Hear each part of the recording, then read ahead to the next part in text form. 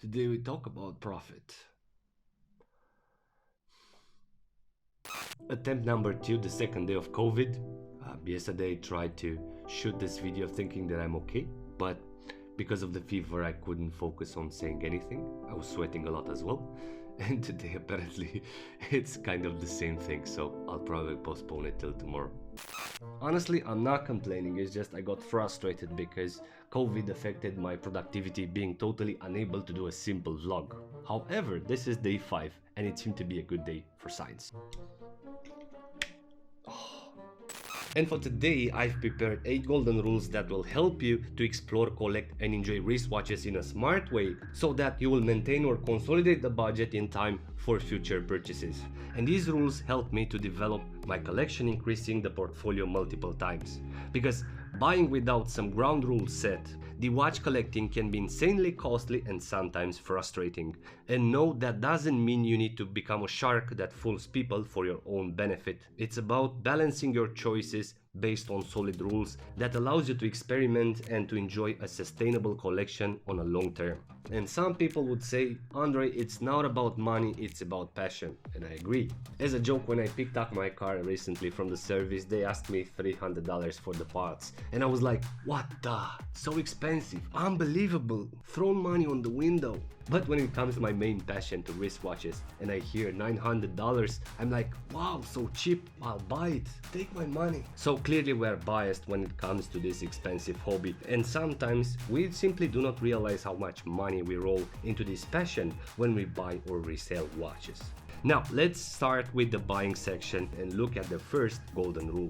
Point number 1, emotional purchases, and this is one of the most frequent mistakes that people do. And I know a lot of cases when people are driven by an emotional state and buy a watch. It happened to me as well because I was either in a bad mood or the offer was too good to be missed, which is totally false and toxic. And yes, it happens very often. It is very likely to spot or to receive good offers to unplanned watch purchases, or simply we have an amount of money that we want to spend rushing into a purchase because it sounds good on the spot. And as a good practice, try not to fill an emotional gap with an unwanted watch, or because you found a great discount, as it happened to me with the Seiko Baby Marine Master, which I had to sell because the date was offset and I didn't like the platform either. So as soon as you master or control the buying thirst, you will be much happier because you will provide relevant time in understanding or researching before purchasing the desired watch that really matters for you.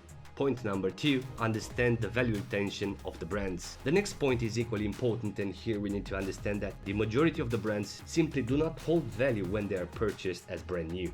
So when looking to purchase a new brand for you, it's recommended to look a bit at the difference between the retail price versus the pre-owned prices indicated by eBay or Chrono24 to understand the average of the real value of the watch. For example, if you look at Glycine, you will spot that the retail price of the combat sub on their website is recommended above 1000 Swiss francs, where the realistic value of a combat sub is between $300 and $500.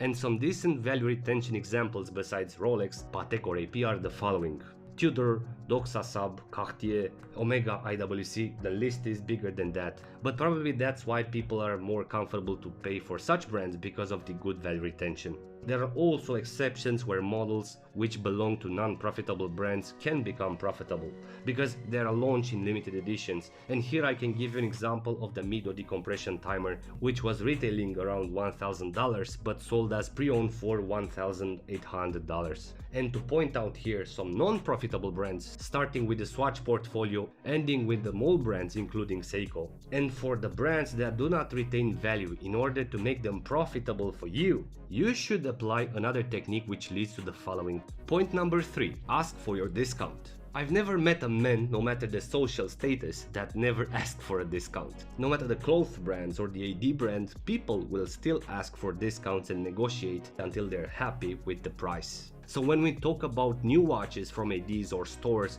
you have to know that everyone has sales targets but margins of discounts as well. Even at Rolex, I know someone who bought from an AD an Explorer 2 with a 5% discount, and recently As a framework or discounts, 5 or 10% is almost nothing unless the retail price of the item is above $4,000. Between 20 and 25%, the discount is very good and 30% is amazing. But it happens in special cases where you either have a relationship with the merchant or it's simply end of the line for that specific model.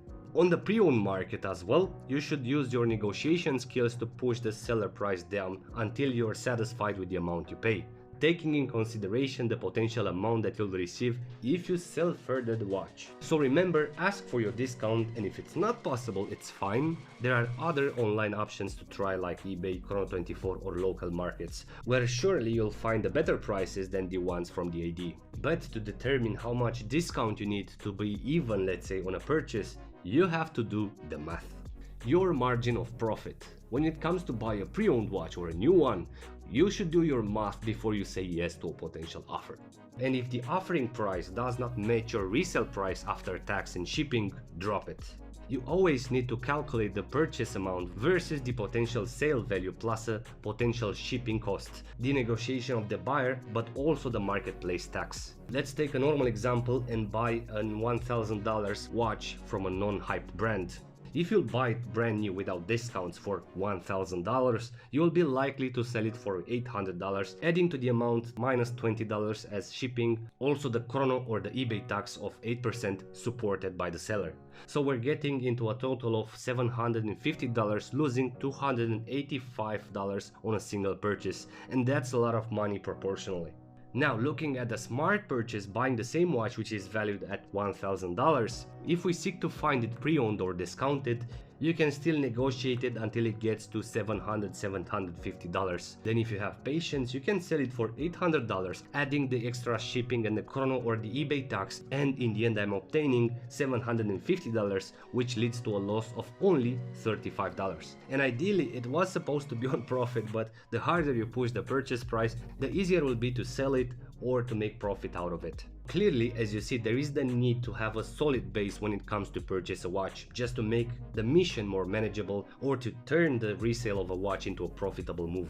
Now, moving to the selling chapter, which is obviously impacted by the buying habit, the most important golden rule is patience.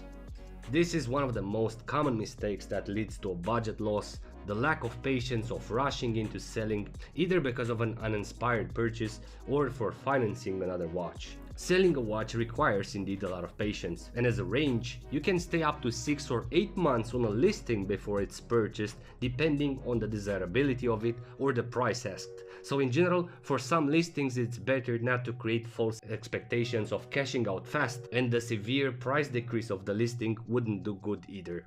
Separate budget. Another relevant point is a dedicated budget for wristwatches, meaning that the total value of the wristwatches from the collection represents an amount which should be self-sustainable in time, being able to fund other watches by replacing or optimizing the collection.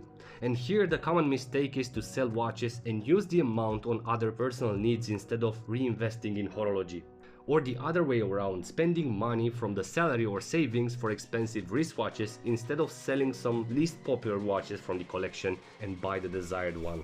I personally use it as a rule to keep the income separate than the watches budget, and as a result that helps me to track and to measure how the collection is developing. And if I plan a courageous move for an expensive purchase, I sell from the collection or use other income streams to complete the amount for the new one. But I never combine my salary income and I keep them separate. Sometimes you win, sometimes you lose. It's important to understand that sometimes you can make some small profits by selling some watches, but sometimes you can lose because the watches weren't purchased, let's say following some ground rule set. I guess it happens to everyone, pretty sure, the dealers as well, to get stuck with watches that weren't assessed correctly at the purchase rate, or simply a watch can generate unexpected servicing or parts costs. And the message behind is that it is okay to lose some money on resale from time to time, as long as they are recovered and balanced in time by the profitable purchases. And this leads to point number 8, which is trading instead of selling. And instead of selling sometimes to play the margin game, to reduce loss or make profit, a more efficient way is to trade your watch. and based on my experience, this is the most convenient way to experience and to enjoy watches, which implies to be part of small communities of trusted collectors where you can find pre-owned watches for good prices with the ability to trade some pieces with similar values, like 1-to-1 with a small difference, even many to one. The advantage of keeping a batch of interesting watches inside of a group allows more people to experience and ultimately to enjoy them. But still, when you proceed to trades, you have to assess very well the realistic value of the trade, but also the potential hype of the watch, just to avoid getting stuck with a watch that nobody wants it. And I think everything is about enjoying the ride, whether we're talking about buying, selling or trading. It's amazing to have the possibility to try, to understand and to choose what's the best for you. And in order to keep the ball rolling, I'm really curious to know, how do you choose to spend money on wristwatches? Do you use any of these golden rules? Please let me know in the comments section. And as usual, if you're new here, please consider subscribing for future episodes. Thank you very much. Thanks for watching, and until next time, be brave, but stay safe.